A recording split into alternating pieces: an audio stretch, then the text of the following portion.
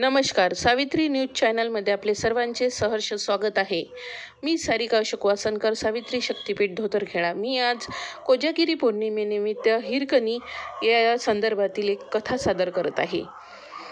हिरकणीच्या धाडसाची व मातृत्व प्रेमाची कथा प्रत्येक मराठी माणसाच्या मनात अधिराज्य करते। परंतु ही हिरकणी कोण? नक्की तिने काय धाडस केले? हिरकणीच्या धाडसाच्या कथेस काही ऐतिहासिक संदर्भ आहेत काय? ते आपण बघूया। शिवकाळात रायगडाच्या पायथ्याशी असणाऱ्या गावातून लोक गळावर वस्तू विकण्यासाठी येत। त्याप्रमाणे हिरा नावाची गवळण आपल्या घरातील गाईचे दूध घेऊन गळावर दूध विकण्यासाठी येत असे।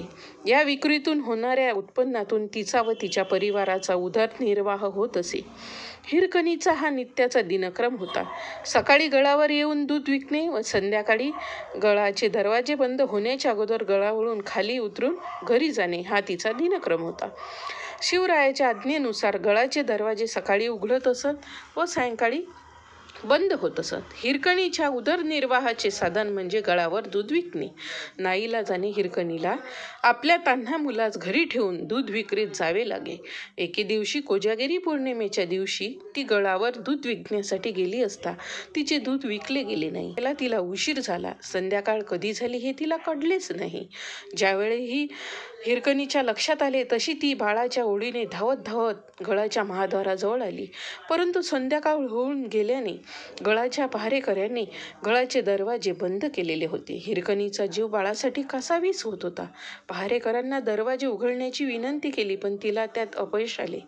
आपल्या बाळासाठी गळावरून खाली उतरण्याचा तिने निर्णय घेतला।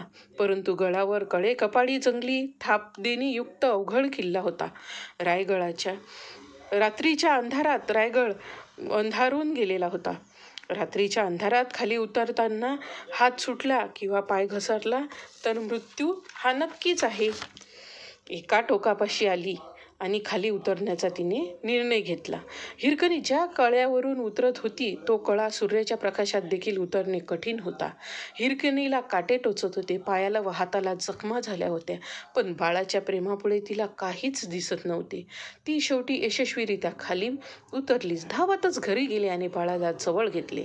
दुसऱ्या दिवशी हिरकणी गळ उतरून घरी गेल्याची बातमी पसरली। महाराजांना ही बातमी समजल्यावर त्यांना हिरकणीच्या धाडसाचे कौतुक वाटले।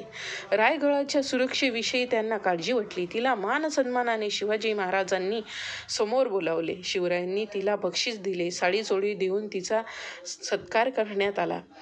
हिरकणी ज्या कळावरून खाली उतरली तो कळा दुर्गम करण्यात आला।